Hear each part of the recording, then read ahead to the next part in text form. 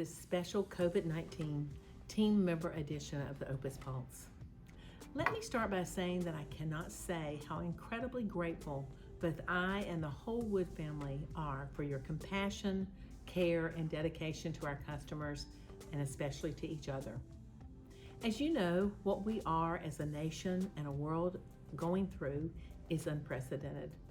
Most of us have never been exposed to a situation like this before, and our lack of exposure and experience with this type of a public health crisis can, of course, create fear and anxiety for many. At the same time, we're also receiving large amounts of new information and guidance. This information is being provided by the CDC, local and state departments of health, the Agency for Health Administration, Florida's governor's office, and the entire federal government. I certainly understand that it may seem at times that the information that you're receiving from your leadership team may seem to change from day to day. Please understand that the frequent changes in what is being communicated to us is also often having impacts on the processes and the expectations that we may have already previously communicated.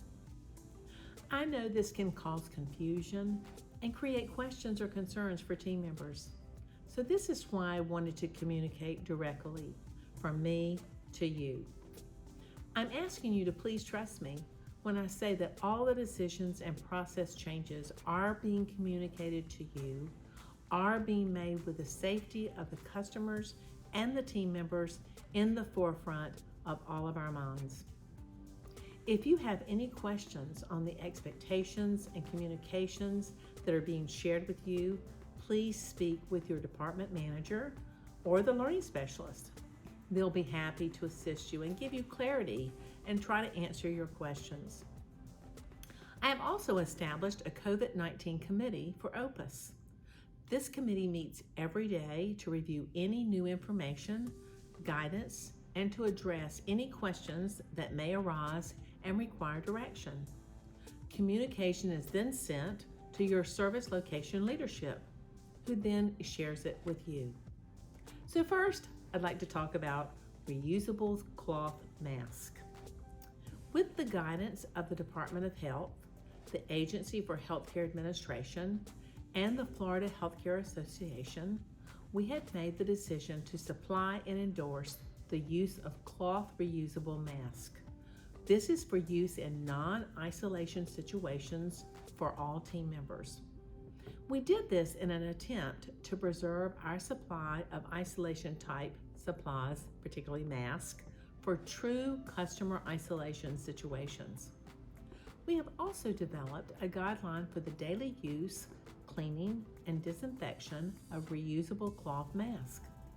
Your service location leadership and the learning specialist can and should be able to answer your questions on their use. Now, the two most important things that I can reinforce and stress relate to the reusable cloth mask are: one, that the cloth reusable mask must be washed and disinfected every day. We're asking you to place the mask into the separate and labeled receptacles designated for collection of these masks at the end of your shift. For the protection of your family and our customers, we do not recommend that you take them outside the service location or to your home. When left at the service location at the end of your shift, they will be washed and disinfected in a small residential personal washer on location, separated from the customer linen in hot water, and then will be reissued at the beginning of each shift. Secondly, please remember to perform hand hygiene before you apply or remove your reusable cloth mask, and perform hand hygiene before you pull it up and down on your face every time. Otherwise, you'll risk contaminating the mask, which will then be close to your face.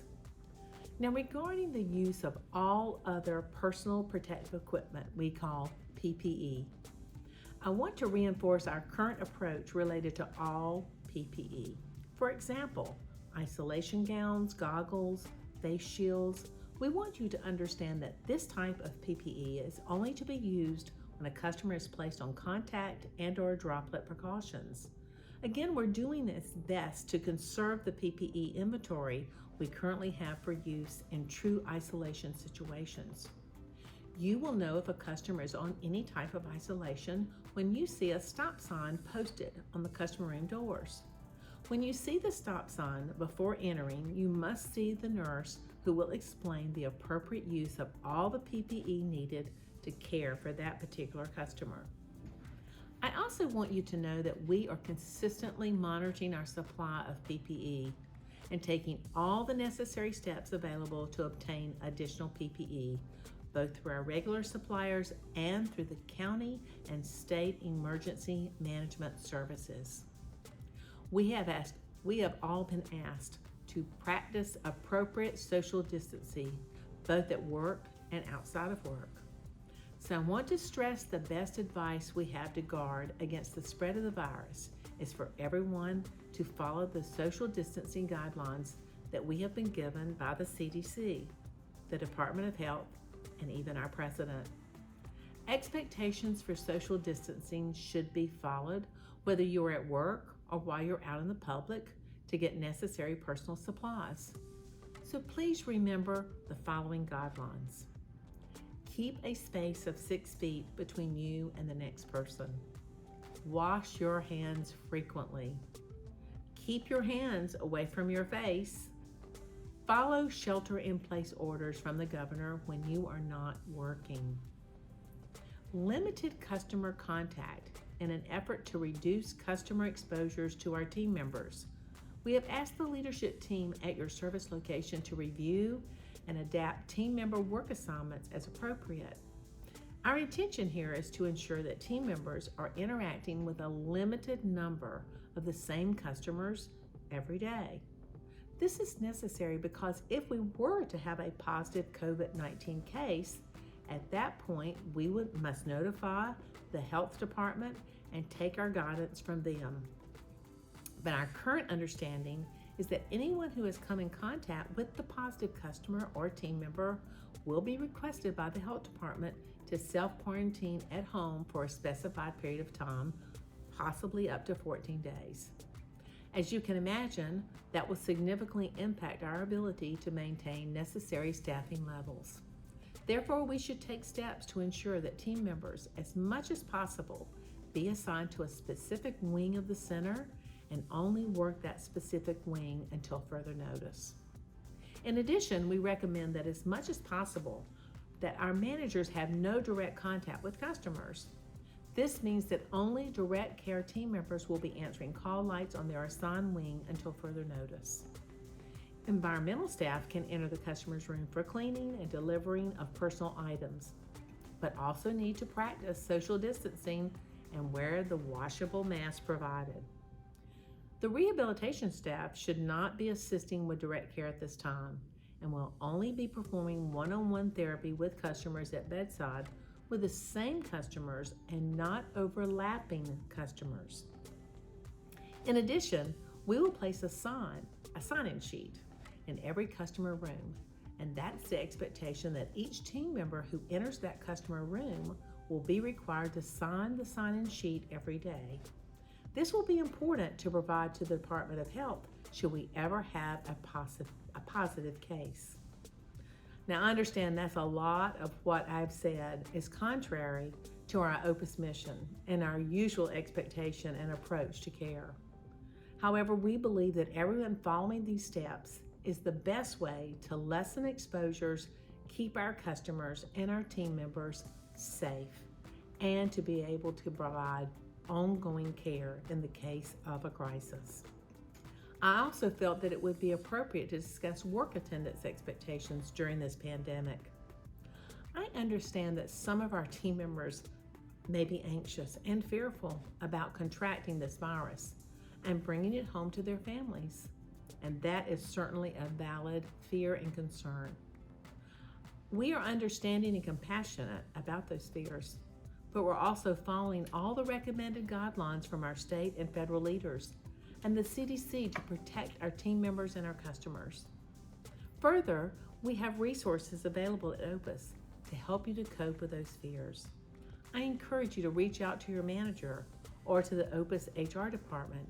They'll be able to guide you through the appropriate resources connected with our Employee Assistance and Program and our chaplain service. With that said, we are first and foremost a healthcare facility. We need staff to care for our customers. So while we are understanding of your concerns, we do need all of our team members to come in and work your shifts.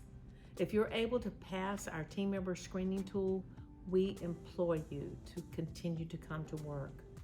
If you choose to call off during this time and you do not have a COVID-19 symptom or confirmed COVID-19 exposure, certainly we will want to make sure that we have ongoing conversations with you about what would need to happen. Again, we must remember we are all healthcare professionals. It's our duty to care for the most vulnerable population in Florida. We are not in this alone. We're all in this together. But I must be clear, our customers and our teammates are counting on each other. I realize, even in my own family, the concerns that I've had as this first started. And I actually said to everyone, I'm not going to be afraid. I am not going to let fear overshadow my day-to-day performance. And I'm asking each one of you to try to consider all the many things that we can be grateful for today, that many of us continue to have jobs. There are so many of the American people today that do not have jobs, do not have income. I realize that we have challenges and we have the expectation to go in every single day and care for customers who might be positive. However, I am so grateful for my Opis family, for the people that are continuing to live up to our mission and continuing to do the right thing. And I want to assure you that I and my family and all of the senior leadership here are trying our very best to support you. We'll do whatever we possibly can do so that we can get through this together. And I'm sure that we will come out on the other side a better organization and a better group of people to live in the United States. So God bless you, and I will be talking to you again. Mission does matter.